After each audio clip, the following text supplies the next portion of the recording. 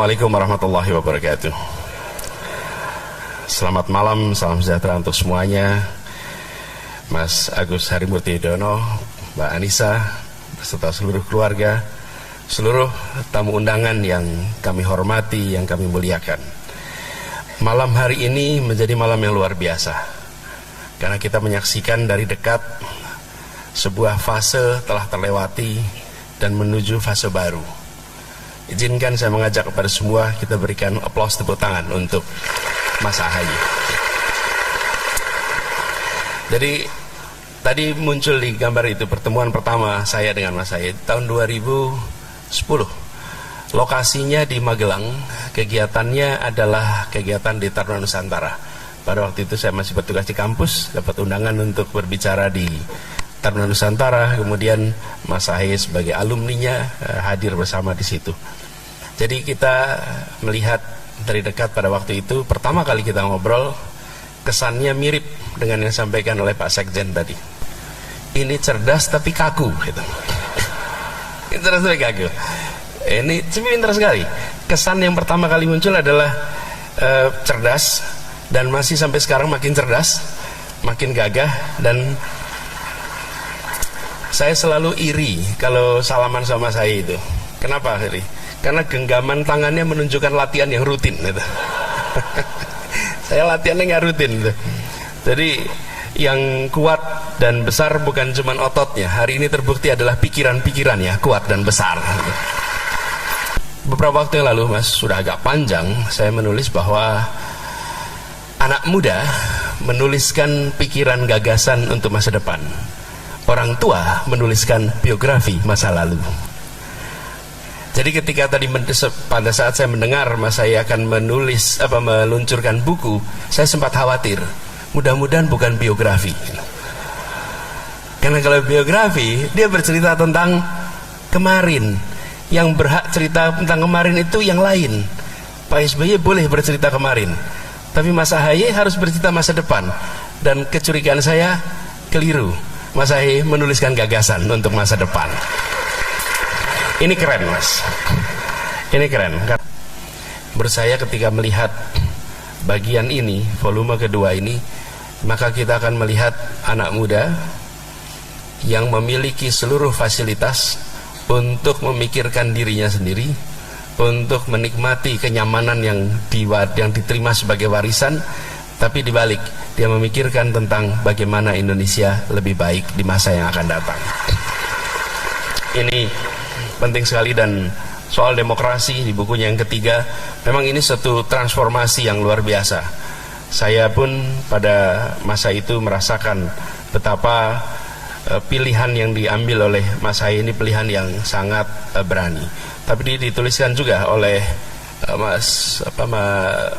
Pak Dino tadi, bercerita tentang harus menjalani proses pembentukan. Bahkan dikatakan tadi ilmu berlian. Pak Dino ilmu berlian. Yang menarik, Mas, terkait ilmu berlian ini.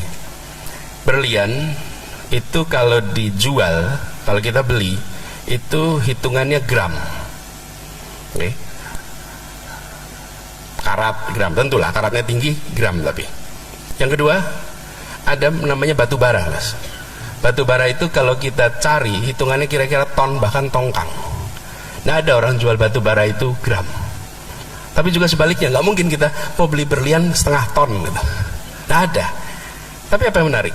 Batu bara dan berlian itu berasal dari materi yang sama, yang tidak kena tekanan tinggi, yang tidak kena suhu bumi yang tinggi, dia akan jadi batu bara. Tapi yang kena tekanan tinggi, yang kena suhu tinggi, kena gemblengan, dia jadi berlian. Ya. Jadi kalau datang ke Kalimantan Selatan, di sana ada tambang berlian, ada juga tambang batu bara. Itu bedanya, tekanan tinggi.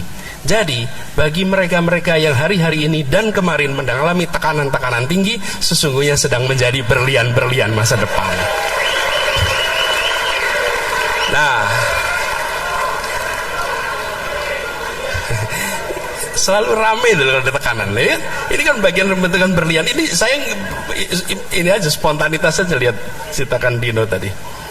Jadi hari ini Mas Ahaye Gemblengan 2,5 tahun itu 19 kali proses pengadilan itu adalah gemblengan untuk menjadi negarawan melampaui politisi. Nah, itu sebuah tantangan yang tidak sederhana, dan Allah punya rencana yang sempurna dan proses bekerjanya misterius. Kok ya keputusan MA itu dikeluarkan di hari ulang tahunnya Mas Ahaye.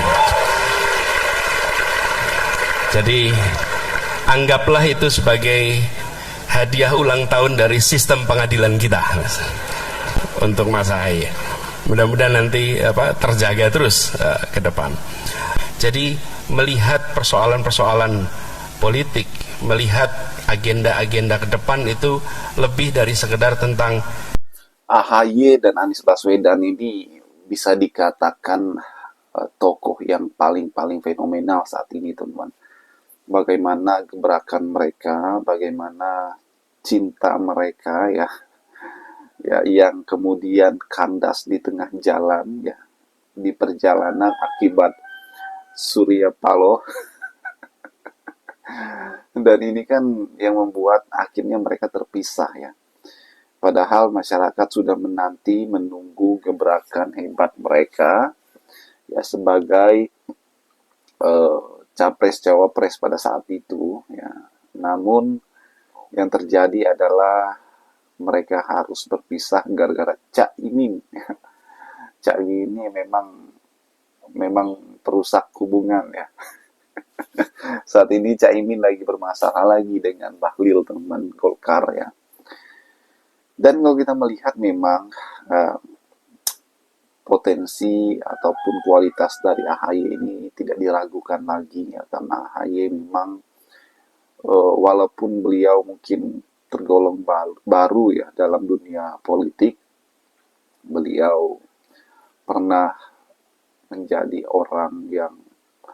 seorang militer, teman ya, militer, dan ini luar biasa bagaimana kemudian AHY ini terjun ke dunia politik ya, menggantikan ayahnya sebagai figur seorang ketua umum pemimpin Partai Demokrat yang berhasil membawa Demokrat ya dan mempertahankan kursi di DPR Demokrat, teman-teman. Dan banyak yang meragukan AHY pada saat itu ya, karena beliau masih muda dan sebagainya. Namun karir politiknya semakin melejit ya, kinerjanya semakin baik, kinerjanya semakin luar biasa. Dan kalau kita melihat, teman-teman, memang Anies dan AHY ini sangat cocok ya. Cocok sekali untuk menjadi seorang pemimpin ya. Bagi mereka berdua adalah tokoh yang sangat berkualitas, kerjanya sangat oke ya. Saya yakin bahwa kedua tokoh ini bakal membawa Indonesia menjadi lebih baik. Dan kalau kita melihat bagaimana kemudian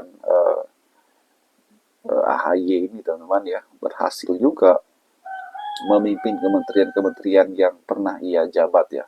Terakhir waktu di akhir jabatan sebagai menteri ya, AHY itu pernah menjadi menteri BPN ya, Badan Pertanahan Nasional, teman-teman. Kemudian saat ini menjadi Menko ya, Menko Infrastruktur yang sangat strategis ya, membangun infrastruktur, tanggung jawabnya sangat besar di Indonesia.